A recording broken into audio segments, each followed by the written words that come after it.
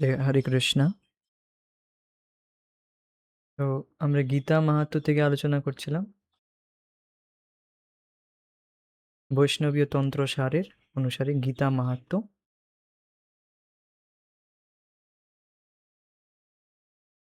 তো গত ক্লাসে আমরা এখানে 40 নম্বর শ্লোক পর্যন্ত আলোচনা করেছি।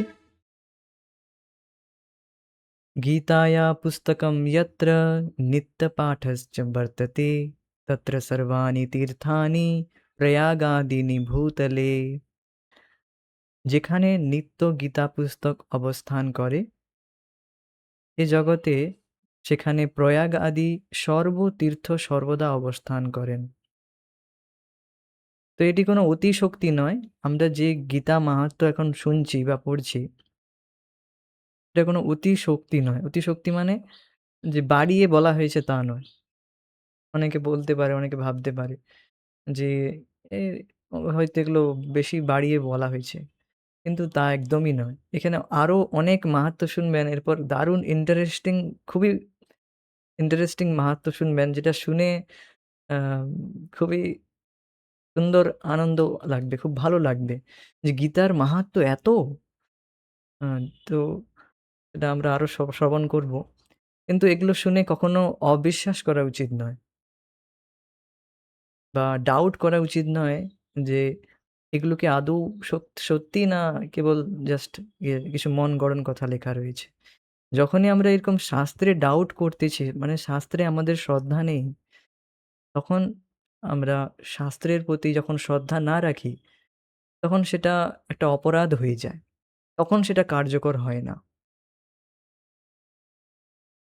তখন সেটি কার্যকর হয় না। তো ভক্তি শাস্ত্রে শ্রদ্ধা রাখা, এটি খুবই গুরুত্বপূর্ণ বিষয়। ভক্তি শাস্ত্র অর্থাৎ শাস্ত্র গ্রন্থে যেগুলো সম্পূর্ণ বিয়ন্ড আওয়ার ইন্টেলেকচুয়াল, আমাদের বুদ্ধিমত্তার সম্পূর্ণ অতীতে যেগুলো রয়েছে, যে বিষয়গুলি এখানে বলা রয়েছে। তো এখন আমরা এই আমাদের জড় বুদ্ধি দিয়ে এগুলো বিচার করতে পারবো না। ভগবান শ্রীকৃষ্ণ বলছেন, ভগবান শ্রীকৃষ্ণ বলছেন, আর নট ভগবান শ্রীকৃষ্ণ, মানে গীতা, ভগবদ গীতা আর অন্যান্য শাস্ত্র, এটি ভগবানের থেকে আসছে। ভগবান আর তার ভক্তরা, তার পার্ষদরা এইগুলো বলছেন। আর যারা ভগবান আর তার পার্ষদ সম্পূর্ণ দিব্য স্তরে রয়েছে। দিব্য স্তর মানে কি? দিব্য স্তর মানে যেটি আমাদের আম ইন্দ্রিয় গোচর নয়, ইন্দ্রিয়ের গোচরীভূত নয়। ইন্দ্রিয় যেখানে পৌঁছাতে পারবে না, তাকে দিব্য বলা হয়। আমাদের ইন্দ্রিয়ের দ্বারা আমরা উপলব্ধি বা এই জ্ঞানকে অ্যাচিভ করতে পারবো না। এই জগতে মানুষ অ্যাসেন্ডিং প্রসেসে জ্ঞান লাভ করতে চায়। অ্যাসেন্ডিং মানে আরোহণ পন্থা। মানে নিজের বুদ্ধিকে অত্যধিক শার্প করে, অত্যধিক তীক্ষ্ণ করে, খুব পড়াশোনা করে, খুব অত্যধিক জ্ঞান আহরণ করে তারা চায় বা এই জগতের কর্তাকে, এই জগৎ কিভাবে চলছে, মানে নিজের বুদ্ধির দ্বারা তারা চাইছে যে আ লাভ করতে। তারা ডিসেন্ডিং প্রসেসে জিনিসটা গ্রহণ করতে চায় না। ডিসেন্ডিং মানে আ অবরোহ। যেটি পরম্পরা থেকে আসছে, সেই প্রসেস তারা গ্রহণ করতে চায় না। তো ভাবুন, এখন অ্যাসেন্ডিং প্রসেস মানে আরোহণ পন্থার দ্বারা যে জ্ঞান আমরা লাভ করতে চাইছে, মানে যারা তথাকথিত বিজ্ঞানীরা, তারা কিভাবে লাভ করবে? তারা কেবল এই জল্পনা কল্পনার দ্বারা কিভাবে, যেটি ইন্দ্রিয়ের অতীত এই জ্ঞান, এই নলেজ, ভগবদ গীতার নলেজ তারা কিভাবে বুঝতে পারবে? এটি তো সম্ভব নয়। ইন্দ্রিয়ের অতীত, ইন্দ্রিয়ের থেকে যেটি পরে রয়েছে, ইন্দ্রিয়াতীত। তো সেই জ্ঞানকে আমরা কিভাবে ইন্দ্রিয়ের দ্বারা বুঝতে পারবো? মানে ইন্দ্রিয়ের দ্বারা আমরা কিভাবে লাভ করতে পারবো? অ্যাসেন্ডিং নিজের চেষ্টায়, নিজের স্বচেষ্টায় তা সম্ভব নয় কেবল। কেবল নিজের স্বচেষ্টায় সম্ভব নয়। নিজের চেষ্টায় আপনি এই জ্ঞান লাভ করতে পারবেন না, যতক্ষণ সেটি হায়ার অথরিটি থেকে প্রদান করা হচ্ছে। উচ্চতর অথরিটি মানে ভগবান শ্রীকৃষ্ণ, তারপর ব্রহ্মাজি, নারদজি, এইভাবে ডিসাইক্লিক সাকসেশন, গুরু শিষ্য পরম্পরায় যতক্ষণ আমরা না শ্রবণ করছি, আমরা কখনোই শ্রদ্ধা জাগরিত করতে পারবো না। এটাই এইজন্য আমি বলছিলাম যে, যে ভক্তি শাস্ত্রের শ্রদ্ধা, এটি তখনই জন্মাবে যখন আমরা গুরু বৈষ্ণবের মুখে শ্রবণ করব। কারণ তাদের মধ্যে তাদের হৃদয়ে শ্রদ্ধা রয়েছে। তখন সেই শ্রদ্ধার দ্বারা আমরা পুষ্ট হব। আমরা এই জগতে জাগতিক বিষয়ে কিছু আলোচনা করলে বা কিছু পড়তে গেলেও সেখানেও আমরা কিছু হায়ার অথরিটি বা কোনো টিচার আমরা সেখানে নিয়োগ টিচারের কাছে যাই। তো তাদের হৃদয়ে শ্রদ্ধা রয়েছে যে হ্যাঁ, এটি পড়লে এরকম তুমি এই চাকরি পাবে, ওই চাকরি পেয়ে যাবে। তো তারা আমাদের হৃদয়ের মধ্যে তাদের শ্রদ্ধাটা ট্রান্সফার করে, স্থাপন করে, এ কথাটি বলতে চাইবো। স্থাপন করে। তখন আমরাও চাই যে আম যে এইভাবে পড়লে, এইভাবে করলে আমিও সেই চাকরি বা সেই ব্যবসাটি আমি করতে পারবো ভালো করে। তো ঠিক তেমনি আমরা যখন হায়ার অথরিটি থেকে শ্রবণ করব তখনই আমাদের ভক্তিশাস্ত্রে শ্রদ্ধা জন্মাবে। তখনই আমরা এই মাহাত্ম্যটা ধীরে, ধীরে একটু বুঝতে পারবো। শ্রদ্ধা হবে যে হ্যাঁ, যা রয়েছে সত্যিই রয়েছে। এখানে কোনো কোনো আম অন্য কথা লেখা নেই। ভক্তদের সহজ শ্রদ্ধা থাকে। এইজন্য তারা লাভবান হয়। এইজন্য তারা গীতা পড়বে। আর যাদের শ্রদ্ধা নেই তারা ডাউটই করতে থাকবে। আর সারা জীবন এ জীবনেও ডাউট করতে থাকবে, পরের জীবনেও তারা অন্য কোথায় চলে যাবে ঠিক নেই। যে ডাউট করতে থাকবে সে তো আর গীতা পড়বে না। হ্যাঁ কি না? আমরা গীতা মাহাত্ম্য কেন পড়ছি? যাতে গীতা পড়ার উৎসাহ জাগরিত হয়। কিন্তু যে গীতা মাহাত্ম্যের ডাউট করতে থাকবে বা গীতার উপর ডাউট করবে কি আদৌ কি এটি কি সত্যি কিনা কোনো কিছু। তো সে কোনোদিন গীতা অধ্যয়ন করবে না। আর তার জগৎ থেকে সে কোনোদিন মুক্ত হতে পারবে না। সে আবার কোন যোনিতে তাকে ফেলা হবে সে নিজেই জানে না। তো খুবই ভয়ানক বিষয়। যাই হোক, আমরা একটু এবার আগে এগোই। ও এখানে সন্তি হবে, স্বস্তিহ নয়। নিবসন্তি।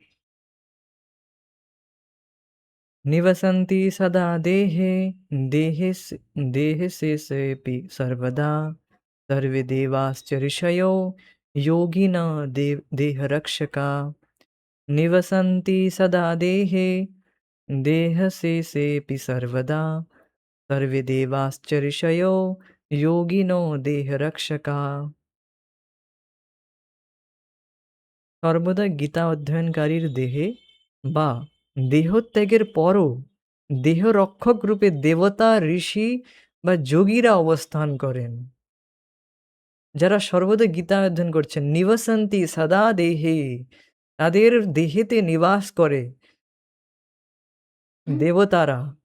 হ্যাঁ, তাদের তাদের দেহে নিবাস করে দেবতারা। যারা গীতা অধ্যয়ন করছে, অধ্যয়নকারী, নিত্য অধ্যয়ন করছে যারা, তাদের দেহে অবস্থান করে তো রয়েছেই। সাথে, সাথে দেহত্যাগের পরও দেহ রক্ষক রূপে দেবতা, ঋষি বা যোগীরা অবস্থান করেন। দেখুন, আপনি মৃত্যুর পর কোথায় যাবেন সেটি আপনার বাড়ির লোক বা আপনার প্রতিবেশী, পাড়া-প্রতিবেশী তাদের হাতে নেই বা তারা কোনো কিছুই করতে পারবে না। আপনার মৃত্যুর পর আপনি কোথায় যাবেন, কোথায় আপনার গতি হবে সেটা তারা হ্যান্ডেল করে না। তাদের ক্ষমতা নেই যে আপনাকে আম অমুক লোকের গতি দেবে। উচ্চতর গতি দান করবে তাতে ক্ষমতা নেই। বরঞ্চ নিম্ন গতিতে সাহায্য করে। যাতে আরো আমরা অধোগতি হয়, অধঃপতিত হই তাতে আরো সাহায্য করে। হ্যাঁ কি না? খুব কমই সেরকম সুহৃদ হয়। মানে সুহৃদ অর্থাৎ প্রকৃতপক্ষে ভক্তরাই সাহায্য করে। আমাদের উচ্চ গতি লাভ, সর্বোচ্চ গতি লাভ করতে, বৈকুণ্ঠ গতি লাভ করতে। তো বাকিরা সব টেনে ধরে নিচে নামায় আমাদেরকে। তো এখানে একটি বিষয় বলা হয়েছে যে দেহত্যাগের পর দেবতা, ঋষি, যোগীরা অবস্থান করে। তো যে যেমন চেতনায় যুক্ত থাকে তাকে তেমন সেই দেবতা, যোগী সেই লোকে নিয়ে যায়। হুম।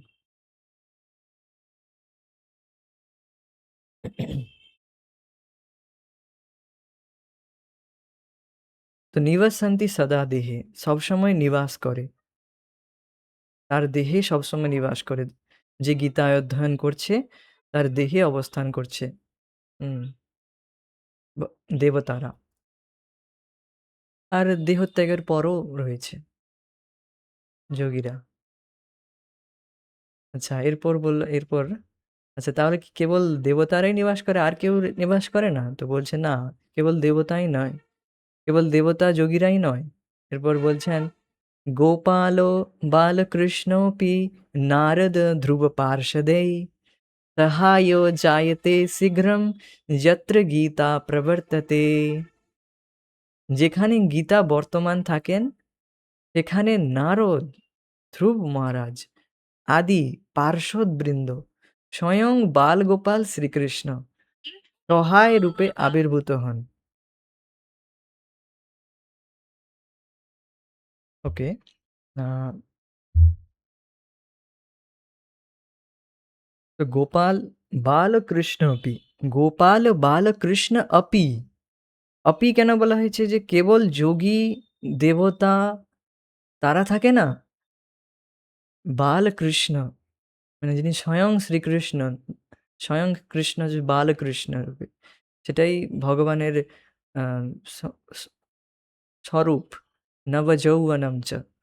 আদ্যম পুরাণ পুরুষম নবযৌবনম চ। তো বালকৃষ্ণ রূপে অবস্থান করেন। ভগবান বালকৃষ্ণ তার সহায় হয়। নারদ, ধ্রুব মহারাজ আদি পার্ষদ। মানে আদি মানে এটসেটরা আরো অনেক পার্ষদ থাকে। হ্যাঁ।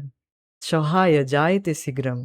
যেখানে গীতা বর্তমান থাকে আর সেখানে এরকম অবস্থান হয়।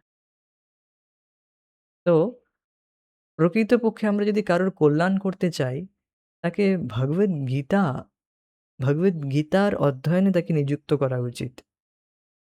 এই জগতে বিভিন্ন রকম কল্যাণ, জনকল্যাণ, এই কল্যাণ, হ্যান কল্যাণ, ত্যান কল্যাণ। কিন্তু প্রকৃতপক্ষে কল্যাণ তখনই হবে যখন আমরা তাকে ভগবানের সাথে যুক্ত করব। নচেৎ তার কল্যাণ হবে না।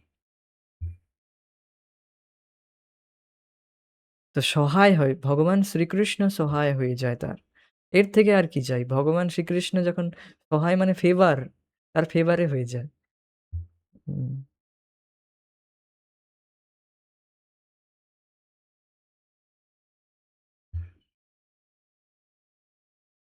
এরপর यत्र गीताविचाराश्च पठनं पाठनं तथा मोदते तत्र श्रीकृष्णो भगवान् राधया सह। यत्र गीताविचाराश्च पठनं पाठनं तथा मोदते तत्र শ্রীকৃষ্ণ ভগবান রাধয়া সহ। এই শ্লোকটি তো মুখস্থই করে নেন। এটা খুবই গুরুত্বপূর্ণ আর খুবই বারবার গাওয়া হয়। এটি বারবার মনে রাখতে হবে আমাদের এই শ্লোকটি। তো কি বলা হয়েছে? যত্র গীতা বিচারশ্চ, যেখানে গীতার উপর আলোচনা হয়। পঠনম পাঠনম তথা, যেখানে পঠন পড়ছে, পাঠনম পড়ানো হচ্ছে, তথা সেখানে। মোদতে তত্র শ্রীকৃষ্ণ, ভগবান শ্রীকৃষ্ণ প্রসন্ন হয়ে যান। মোদতে ভগবান রাধয়া আসেন। শ্রীমতী রাধারানীর সহিত সেখানে ভগবান শ্রীকৃষ্ণ উপস্থিত থাকেন।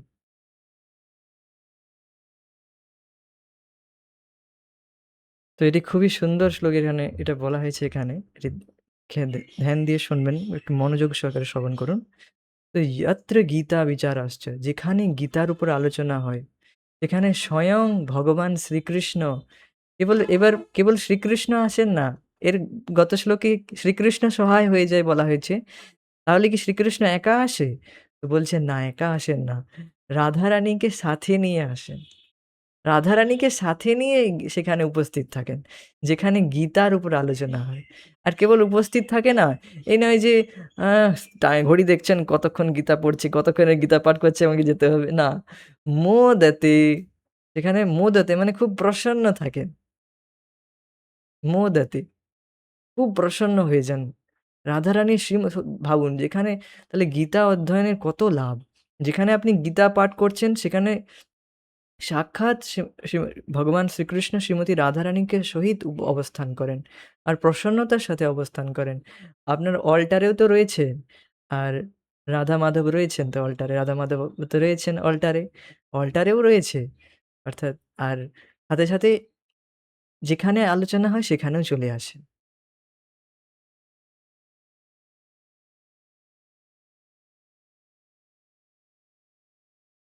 তো এরপরেও কি গীতা পড়বেন না? এরপর এর থেকে কি চাই? আর মোদতে মানে প্রসন্ন হন।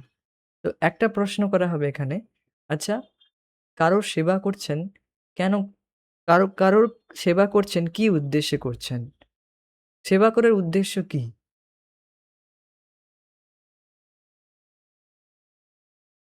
হ্যাঁ, সন্তুষ্ট করা, সুখী করা। সুখী করাই সেব্যকে সুখী করাই সেবকের কাজ। এখানে কি বলা হয়েছে? মোদতে প্রসন্ন হয়ে যান।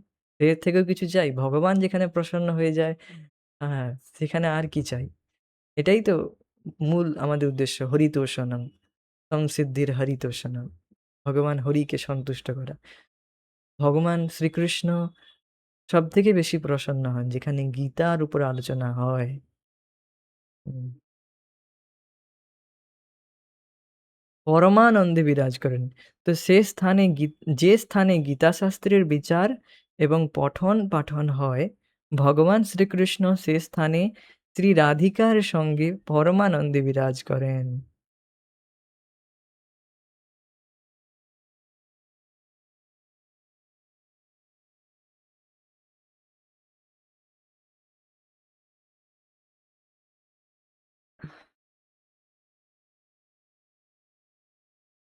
অ্যাকচুয়ালি দেখবেন যখন ভগবান শ্রীকৃষ্ণের তো বলবেন এত ভগবান কেন প্রসন্ন হচ্ছেন? ভগবান কেন প্রসন্ন হন এত? না, গীতা যেখানে আলোচনা হচ্ছে মোদতে। কেন মোদতে? কেন প্রসন্ন হয়?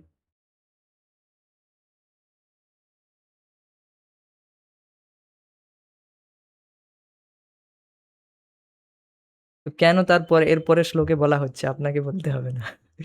ভগবান শ্রীভগবান উবাচ গীতা মে হৃদয়ং পার্থ গীতা মে সারমুত্তমম গীতা মে জ্ঞানম জ্ঞানমত্যুগ্রম গীতা মে জ্ঞানমব্যয়ম।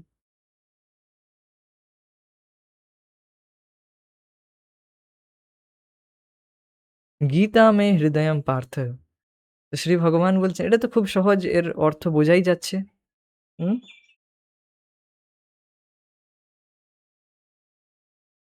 তো এখানে খুব সুন্দরভাবে বলছেন। তো ভগবান কেন এত মোদতে বলছেন? কেন এত প্রসন্ন হয়ে যান?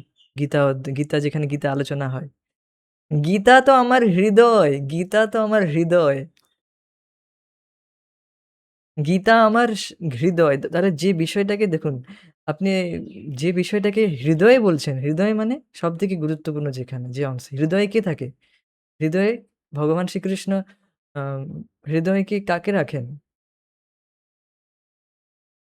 সে লক্ষ্মী দেবীকে, সে লক্ষ্মী দেবী। হ্যাঁ, শ্রী লক্ষ্মী দেবী ভগবান শ্রীকৃষ্ণ মানে শ্রী বিষ্ণু, মহাবিষ্ণুর বিষ্ণু বা কৃষ্ণ বলতে পারেন। হৃদয়ে রোমাবলী রূপে থাকেন। খুব প্রিয় বলে। আর এখানে গীতাও বলছেন, "গীতা আমার হৃদয়।" মানে গীতা ভগবানের খুব প্রিয়। হৃদয়ম, গীতা মে হৃদয়ম। গীতা তো আমার হৃদয়, আমার প্রাণ এইভাবে বলছেন। গীতা মে সারমুত্তমম। গীতা আমার উত্তম সারস্বরূপ। সার মানে মিশ্রিত খেয়েছেন, যেটি আখের রসের সার। আখের রসের সার মিষ্টি খাবেন কত ভালো লাগে, হ্যাঁ কিনা? আখের রসের থেকে তো ভালো লাগে। তো এটা সার উত্তমম গীতা। গীতা তো আমার উত্তম সারস্বরূপ। আমার উত্তম সার মানে ভগবান সবথেকে সার বস্তু মানে সার জ্ঞান দিচ্ছেন এখানে। ভগবানের তো অসীম জ্ঞান রয়েছে, হ্যাঁ কি না? ভগবানের তো অসীমিত নলেজ রয়েছে। কিন্তু সেই অসীমেরও সার বস্তু দিচ্ছেন। গীতা মে জ্ঞানম ইত্যুগ্র, জ্ঞানম মত্তুগ্র, মত্তুগ্রম। আর এই যে জ্ঞানটি গীতা জ্ঞানটি এটি সবথেকে উগ্র জ্ঞান, সবথেকে উগ্র জ্ঞান। গীতা মে জ্ঞানম অব্যয়ম। এই গীতার জ্ঞান অব্যয় জ্ঞান। এটি কখনো সমাপ্ত হবে না। এটি কখনো ক্ষয়প্রাপ্ত হবে না। এই জগতের জ্ঞান লাভ করলেন, তারপর ভুলে গেলেন কিছুক্ষণ পরে। বা কিছুক্ষণ বাড়লো, কিছুক্ষণ বাড়ার পরে সেটি আপনি ভুলে যান, নষ্ট হয়ে যায়। কিন্তু গীতার জ্ঞান কখনো ক্ষয়প্রাপ্ত হয় না। এটি অব্যয়, অব্যয় জ্ঞান। তো শ্রী ভগবান বললেন যে, "হে পার্থ, গীতা আমার হৃদয়, গীতা আমার উত্তম সারস্বরূপ, গীতা আমার অত্যুগ্র জ্ঞান এবং গীতাই আমার অব্যয় জ্ঞান।" এরপর বলছেন, "গীতা মে চোত্তমম স্থানম, গীতা মে পরমম পদম, গীতা মে পরমম গুহ্যম, গীতা মে পরমো গুরু।" গীতা আমার উত্তম স্থান, গীতা আমার পরম পদ, গীতা মে চোত্তমম স্থানম। তো গীতা উত্তমম স্থান। গীতাতেই আমি থাকি। আমার ঘর গীতায়। আমার বাড়ি গীতায়। কোথায় বাড়ি কোথায়? ভগবান গীতায়। উত্তম স্থান অর্থাৎ যেখানে গীতার আলোচনা হয় সেই স্থানটি উত্তম হয়ে যায়। গীতা আমার পরম পদ। গীতা আমার পরম গোপনীয় বস্তু। ইদম তু তে গুহ্যতমম প্রবক্ষ্যামি। আ এই গুহ্যতম জ্ঞান আমি হে অর্জুন তোমাকে প্রদান করছি। কেন? কারণ তুমি আ অনুসূয়বে মানে অনুসুয়া, প্রবক্ষ্যামি অনুসূয়বে। আমি বলছি তোমাকে কারণ তুমি অ অনুসূয়বে মানে আম ঈর্ষা দোষ থেকে রহিত রয়েছ।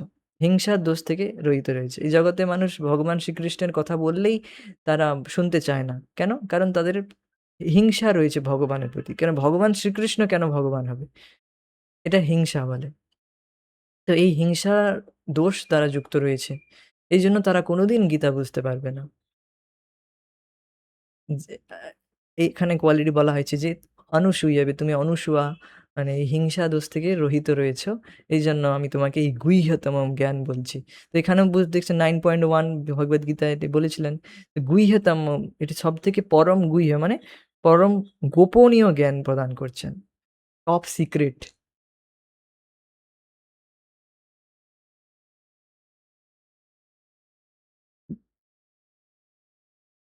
এরপর বলছেন, "গীতাশ্রয়েহং তিষ্ঠামি, গীতা মে পরমং গৃহম, গীতা জ্ঞানম সমাশ্রিত্য ত্রিলোকিম পালয়াম্যহম।"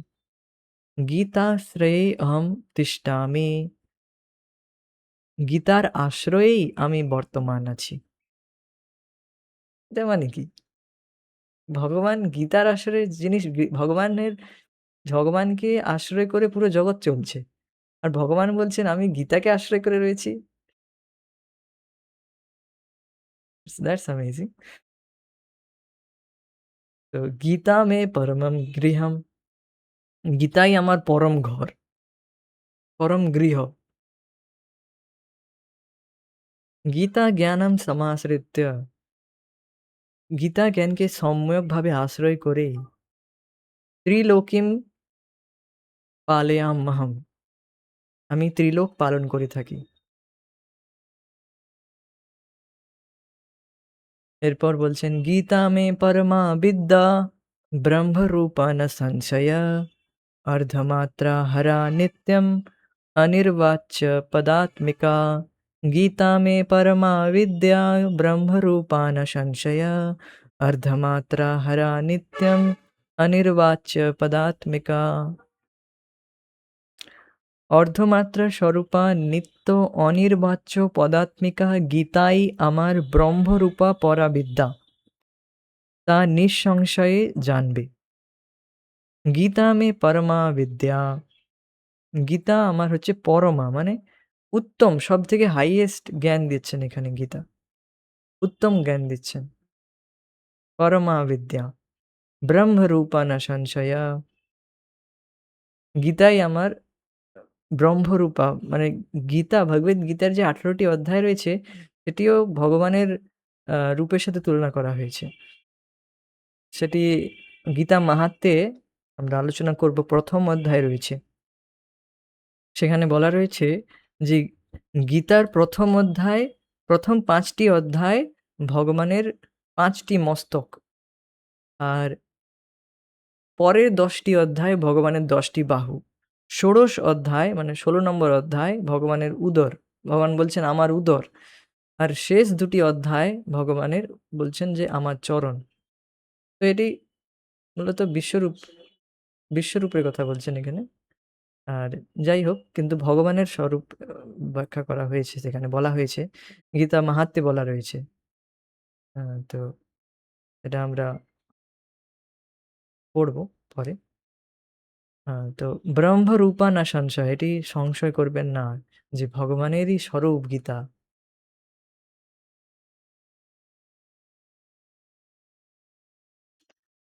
অনির্বাচ্য পদাত্মিকা। উম অর্থাৎ যার ব্যাখ্যা করা খুবই কঠিন। হুম, গীতা ভগবানের মুখনিসৃত বাণী। তো তাকে বর্ণন করা কার সাধ্যে রয়েছে? তবুও আমরা আচার্যদের অনুসারে আচার্য শিল প্রভুপাদের আনুগত্যে আমরা তা বোঝার চেষ্টা করি।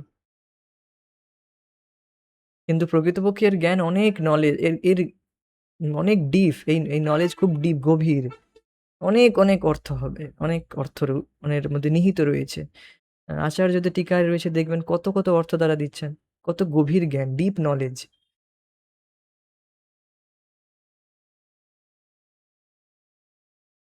गीतानामानि वक्ष्यामि गुह्यानि शृणु पाण्डव कीर्तनात् सर्वपापानि विलयं यान्ति तत्क्षणात्। হে পাণ্ডব, গীতার যে নামসমূহ কীর্তনের দ্বারা তৎক্ষণাৎ সমস্ত পাপ ধ্বংস হয়, সেই গোপনীয় নাম সকল বলছি শ্রবণ করো। গীতায় কিছু মন দিয়ে শ্রবণ করুন। গীতায় কিছু নাম রয়েছে, নামের কথা বলা হয়েছে, যেগুলো শ্রবণ করলে সব পাপ নষ্ট হয়ে যায়। তো সেটি মন দিয়ে শ্রবণ করো। গঙ্গা, গীতা চ সাবিত্রী, সীতা সত্যা পতিব্রতা, ব্রহ্মবলির্ব্রহ্মবিদ্যা, ত্রিসন্ধ্যা।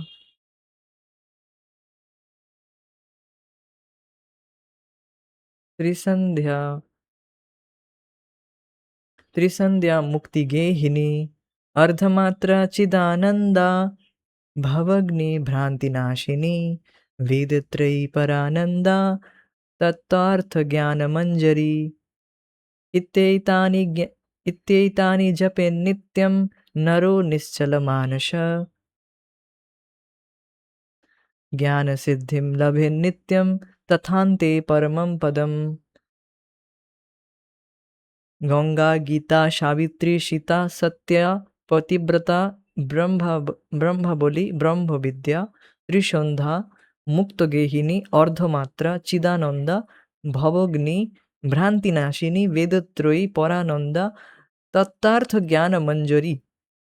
যে মানুষ অচঞ্চল চিত্তে এই গুপ্ত নামসমূহ নিত্য জপ করেন তিনি দিব্য জ্ঞান সিদ্ধি লাভ করেন এবং অন্তে পরমপদ প্রাপ্ত হন।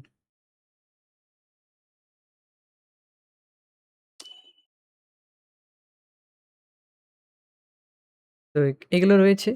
এইগুলো নামের কথা উল্লেখ রয়েছে। হুম। তাহলে ভাবুন এখন হরে কৃষ্ণ, কৃষ্ণ কৃষ্ণ হরে হরে, হরে রাম, রাম রাম হরে হরে। ভগবান শ্রীকৃষ্ণ চৈতন্য মহাপ্রভু রূপে এসছেন। আমাদের হরে কৃষ্ণ মহামন্ত্র জপ করার কথা বলেছেন। তো এগুলো থেকে উপলক্ষ নয় আমাদের এর থেকে বোঝা উচিত যে হরে কৃষ্ণ মহামন্ত্রে কোনো সন্দেহ করা উচিত নয়। এই নাম জপ করেই আমরা পরম পদ লাভ করব। হ্যাঁ। গোলক থেকে নিয়ে এসেছেন চৈতন্য মহাপ্রভু। গোলকেরও প্রেমধন আ তিনি নিয়ে এসেছেন হরিনাম সংকীর্তন। এই হরিনাম সংকীর্তন করেই, জপ করেই আমরা পরম পদ অর্থাৎ ভগবৎ প্রেম লাভ করতে পারব। ভগবত ধামে ফিরে যেতে পারব। এতে কোনো সংশয় করা উচিত না। অচঞ্চল চিত্তে, অচঞ্চল মানে চঞ্চল না হয়ে, মনকে আর অন্যদিকে না নিয়ে গিয়ে ভগবানের নামকে নিষ্ঠা সহকারে জপ করা উচিত। নিষ্ঠা সহকারে নাম জপ করলে অবশ্যই পরমপদ লাভ হবে। ইহা হইতে সর্বসিদ্ধি হইবে তোমার। এখান থেকে সব সিদ্ধি লাভ করা যায়। কিন্তু আমাদের উচিত অন্য কোনো ইচ্ছা না করা। নিষ্ঠা সহকারে ভগবান নাম জপ করা উচিত ভগবানকে সন্তুষ্ট করার ইচ্ছায়। তাহলে সবকিছু রিভিলড হয়ে যাবে আমাদের কাছে। আমরা পরমপদ লাভ করতে পারবো। ভগবৎ প্রেম লাভ করতে পারবো। তো এরপর যে এরপর বলা রয়েছে যারা এ ভক্তি চায় না, ভগবৎ প্রেম চায় না, জাগতিক কিছু চায়, তো তারও কথা বলা রয়েছে। পাঠে সমর্থ পু पाठेय समर्थ पाठेय समर्थ सम्पूर्णे तदर्थं पाठमाचरेत् तदा गोजानजं পুণ্যম লভতে নাত্র সংশয়। সম্পূর্ণ গীতা পাঠে অসমর্থ হলে তার অর্ধাংশ পাঠ করবে, তাতে নিঃসন্দেহে গোদানজনিত পুণ্য লাভ হবে।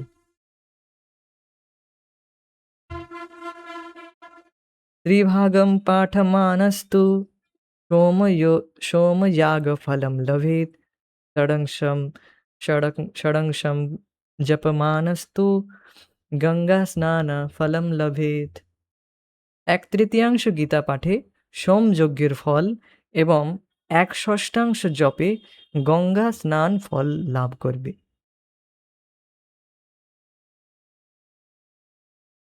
तथाध्यायद्वयं नित्यं पठमान निरस्तरम् इन्द्रलोकमवाप्नोति कल्पमेकं वसेत् ध्रुवम्।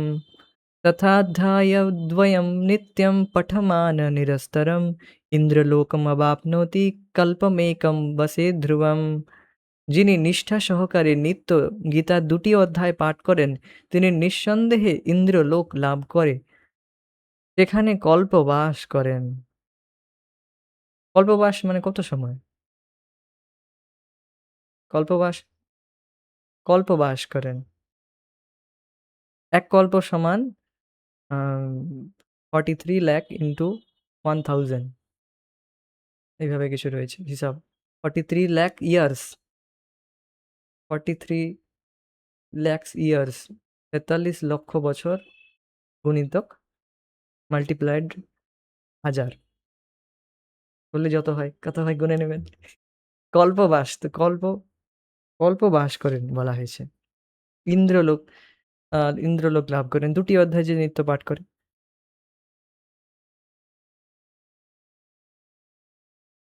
এরপর বলছেন একম অধ্যায়কম, এরপর বলছে আচ্ছা ঠিক আছে কেউ হয়তো ২টি অধ্যায়ও পাঠ করতে সক্ষম নয়। তার জন্য কিছু রিল্যাক্সেশন দরকার, তো তাও দিচ্ছেন।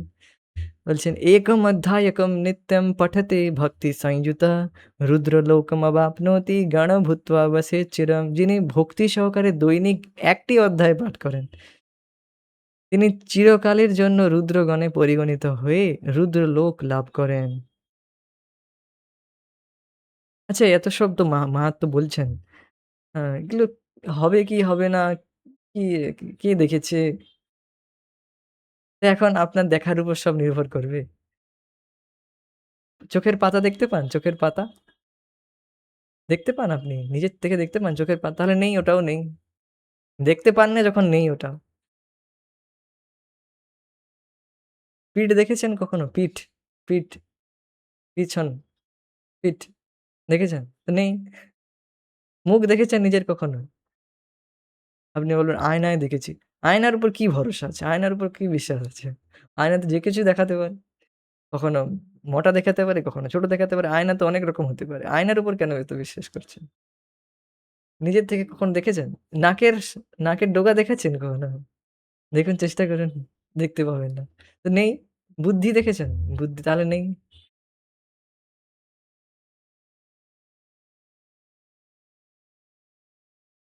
তো সবই রয়েছে। আমাদের শ্রদ্ধা সহকারে গীতা অধ্যয়ন করতে হবে। এগুলো সব রয়েছে। যারা লাভ করতে চায় তারা লাভ করে। তাই তো এখানে বলা রয়েছে। সুত গোস্বামী তিনি বলছেন এখানে নৈমিষারণ্যে এত সন্ন্যাসী সব ঋষি ৬০,০০০ ঋষিরা বসে আছে। সেখানে কি সুত গোস্বামী মিথ্যা কথা বলার জন্য বসে রয়েছে? না। হ্যাঁ, না। এরপর বলছেন আচ্ছা ঠিক আছে। তাহলে কেউ হয়তো পুরো অধ্যায়ও হয়তো পাঠ করতে সমর্থ নয়। এরপর বলছেন অধ্যায়ার্ধ अध्यायार्धश्च अध्यायार्ध अध्यायार्धञ्च पादं वा नित्यं यः पठ्यते जनः प्राप्नोति रविलोकं प्राप्नोति रविलोकं सः মন্বন্তরসমাসতম। যে ব্যক্তি অর্ধ অধ্যায় বা ১/৪ নিত্য পাঠ করে, এরপর আরো রিল্যাক্সেশন দিচ্ছেন, ছাড় দিচ্ছেন। যে ঠিক আছে যে হয়তো ১ অধ্যায়ও পড়তে পারে না। তার জন্য কিছু তো উপায় হওয়া উচিত। তো বলছেন যে অর্ধ অধ্যায় পড়েন। অধ্যায় অর্ধঞ্চ পাদম। কেউ অর্ধেক অধ্যায় পড়ছে। কোনো অধ্যায়ের অর্ধেক পাঠ করে ডেইলি বা ১/৪ নিত্য পাঠ করেন। এখানে একটি জিনিস খেয়াল করবেন নিত্য, ডেইলি করার কথা বলা হয়েছে। রোজ যে কাজ করি তার স্থায়ী প্রভাব হয়। স্থায়ী প্রভাব হয়। যেকোনো কাজে রোজ করতে হবে। রোজ নিষ্ঠা সহকারে করলে যত বাধা বিপত্তি আসবেই। কিন্তু নিত্য করলে তার প্রভাব স্থায়ী হবে। নিষ্ঠা, নিষ্ঠা সহকারে করতে হবে রোজ। পরম পূজ্য পরম পূজ্য বৃন্দাবন চন্দ্র মহারাজ এই বিষয়টি খুব জোর দেন এর উপর।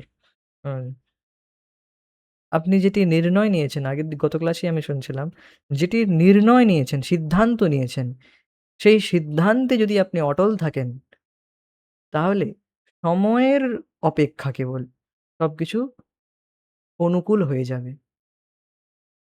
আপনার নির্ণয়ে আপনাকে স্থির থাকতে হবে। অডিগ থাকতে হবে। মানে নড়াচড়া যাবে না। যে নির্ণয় নিয়েছে সেই নির্ণয়ে যদি ঠিক থাকেন, অনেক বাধা বিপত্তি আসবে। উপর-নিচ হবে। কিন্তু আপনি যদি সঠিক নির্ণয়টা গ্রহণ করেছেন, শাস্ত্র অনুসারে গুরু শাস্ত্র সঠিক নির্ণয় নিয়েছেন যে আমি ১৬ মালা জপ করব ডেইলি বা ৮ মালা ডেইলি করব। নির্ণয় নিয়েছি। নিত্যম ডেইলি করব। ধীরে, ধীরে পরে বাড়াবো। কিন্তু নিত্য এইটা ব্রত নিয়েছি, নাম ব্রত নিয়েছি। তো সেটি করলে অবশ্যই আমাদের পরম সিদ্ধি লাভ হবে। ভগবৎ প্রেম লাভ হবে। এবার তার মাঝে অনেক বিপত্তি আসবে, অনেক অসুবিধা আসবে। কিন্তু নির্ণয়ে অটল থাকলে তার ফল অবশ্যই ভালো হবে, সুখদ হবে। তো এখানে এটি বলা হয়েছে নিত্য, নিত্য পাঠ করলে এগুলো লাভ হয়। যে ব্যক্তি নিত্য এগুলো করছে সে অবশ্যই তিনি শত মন্বন্তর রবি লোক প্রাপ্ত হন, রবি লোকে প্রাপ্ত হন।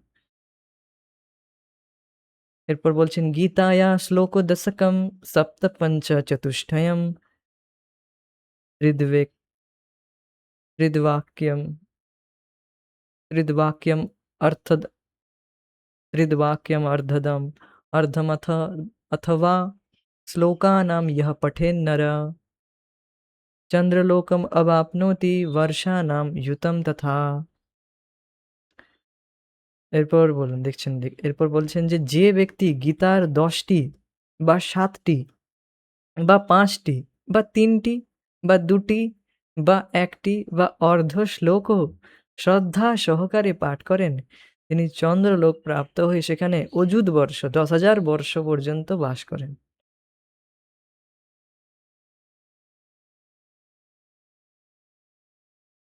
আপনি এই বিষয়ে ৮ম অধ্যায়ের গীতা মাহাত্ম্যে বলা রয়েছে। ৮ম অধ্যায়ে গীতা মাহাত্ম্যে বলা রয়েছে। একটি রাক্ষসী সে তার রাক্ষস স্বামী রাক্ষস স্বামীকে জিজ্ঞেস করে। একটা অর্ধ শ্লোক বলে আর তারপর বৈকুণ্ঠ থেকে বিমান আসে তাকে নিয়ে চলে যায়। ৮ম অধ্যায়ে রয়েছে। তিনি সেই রাক্ষসী আম তার স্বামীকে বলে, "কিম তদ্ব্রহ্ম, কিম আধ্যাত্ম, কিম কর্ম পুরুষোত্তম?" তার রাক্ষসকে বলে, "হে পুরুষোত্তম, হ্যাঁ, কিম তদ্ব্রহ্ম, ব্রহ্ম কি? আধ্যাত্ম কি? কর্ম কি?" এই অর্ধেক শ্লোক বলে গীতার। আর বলার সাথে, সাথে বিমান এসে মানে বৈকুণ্ঠের বিমান এসে তাদেরকে নিয়ে চলে যায়। বলবেন, "আপনি বলছেন আপনাকে তো আপনি তো কতগুলো শ্লোক বলে গেলেন এখানে। হয়তো আগেও পাঠ করেছেন। আপনাকে তো নিয়ে যায়নি।" প্রশ্ন করতে পারেন। তো এখন আমাকে আপনাকে নিয়ে চলে গেলে পরবর্তী প্রচার কাজ কারা করবে? বা ভগবানের আরো তো কিছু প্ল্যান রয়েছে। সেগুলোও তো পূর্ণ করাবেন। ভগবান আমাদের তার ভক্তদের দ্বারা প্রচার করাতে চান। এইজন্য তাদের ভক্তদেরকে রাখেন। নির্দিষ্ট সময় হলে তাদেরকে নিয়ে চলে যান। তাদের আরো উচ্চতর গতি প্রদান করতে চান। এরপরে এটাই বলা রয়েছে দেখুন। गीतार्थ गीतार्धकं गीतार्धकमे गीतार्धमेकपादञ्च श्लोकमध्यायमेव च स्मरन्स्त्यक्त्वा जनदेहः प्रयाति परमं पदं। गीतार्धमेकपादञ्च श्लोकमध्यायमेव च स्मरंस्त्यक्त्वा जनो देहं प्रयाति परमं पदम्। যিনি গীতার অর্ধভাগ, এক পাদ বা একটি অধ্যায় বা শ্লোকও স্মরণ করতে করতে দেহত্যাগ করেন, তিনি পরম পদ লাভ করেন। পরম পদ মানে বৈকুণ্ঠ লাভ করেন।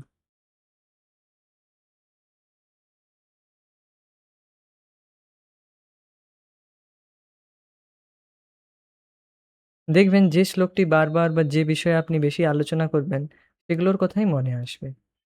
তো গীতা অধ্যয়ন নিত্য করলে তখন স্মরণ করা অবশ্যই সহজ হয়ে যায়। সেই শ্লোকগুলি মাথায় চলতে থাকে। বারবার সেটি পাঠ করলে সেগুলো চলতে থাকে মাথায়। তো এখন কেউ স্মরণ করতে করতে দেহত্যাগ করছে, দেহত্যাগ করলে সে ভগবত ধাম লাভ করে। गीतार्थमपि पाठं वा शृणुयात् अन्तकालतः महापातकयुक्तोऽपि মুক্তিভাগী ভবেজ্জনা। মৃত্যুকালে গীতার্থ পাঠ বা শ্রবণ করে মহাপাতকযুক্ত ব্যক্তিও মুক্তিভাগী হয়। মানে খুব পাতক মানে খুব পাপী ব্যক্তিও সে মৃত্যুকালে গীতা পাঠ করে, শ্রবণ করে মুক্তিভাগী হয়। দেখবেন যে অনেক একটু প্রায় গ্রামাঞ্চলে দেখা যায় যেখানে একটু আধটু ধর্মের আলোচনা হয়, আচরণ করে মানুষ। তারা দেখবেন সেখানে মৃত্যুর সময় সেখানে গীতা পাঠ করান। তো এটি রয়েছে এটি হ্যাঁ, গীতা পাঠ মৃত্যুর সময় পর্যন্ত মৃত্যুকালেও যদি কেউ গীতা শ্রবণ করছে, দেরি হয়ে যায়নি এখনো, সেও মুক্তিভাগী হয়। মহাপাতকযুক্ত ব্যক্তিও। এরপর খুব গুরুত্বপূর্ণ একটি শ্লোক বলা হয়েছে এখানে। মন দিয়ে শ্রবণ করবেন। गीतापुस्तकसंयुक्त प्राणत्यक्त्वा प्रयाति यः स वैकुण्ठमवाप्नोति विष्णुना सह मोदते। गीतापुस्तकसंयुक्त प्राणस्त्यक्त्वा प्रयाति यः स वैकुण्ठमवाप्नोति विष्णुना सह मोदते। আরও একবার गीतापुस्तकसंयुक्त प्राणं त्यक्त्वा प्रयाति यः स वैकुण्ठमवाप्नोति বিষ্ণুনা সহ মোদতে। যিনি গীতা পুস্তক সংযুক্ত হয়ে দেহত্যাগ করেন, তিনি বৈকুণ্ঠ লাভ করেন। ভগবান বিষ্ণুর সঙ্গে আনন্দে বিরাজ করেন। এটা মানে কি? গীতা পড়ছেও না, শুধু জাস্ট গীতার সংস্পর্শ দিয়েছেন আপনি। গীতা দিয়ে দিয়েছেন। হ্যাঁ?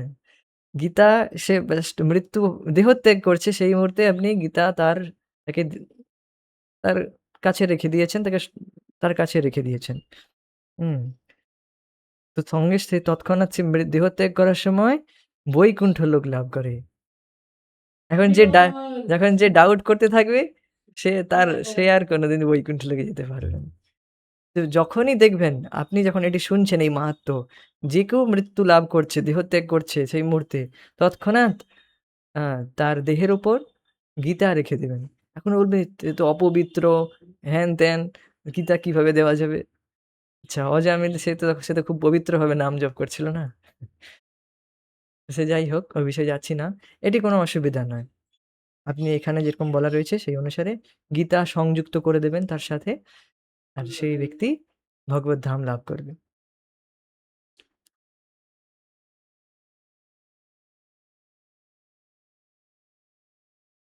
তো এখানেই আজকে আমরা স্থগিত রাখবো গীতা মাহাত্ম্য। পরবর্তী ক্লাসে আমরা পরবর্তী মাহাত্ম্য শ্রবণ করব। হরে কৃষ্ণ। জয় শিল প্রভুপাদ নিতাই গৌর প্রেমানন্দে Hari Hari. Thank you so much. Thank you for joining us. Hare Krishna.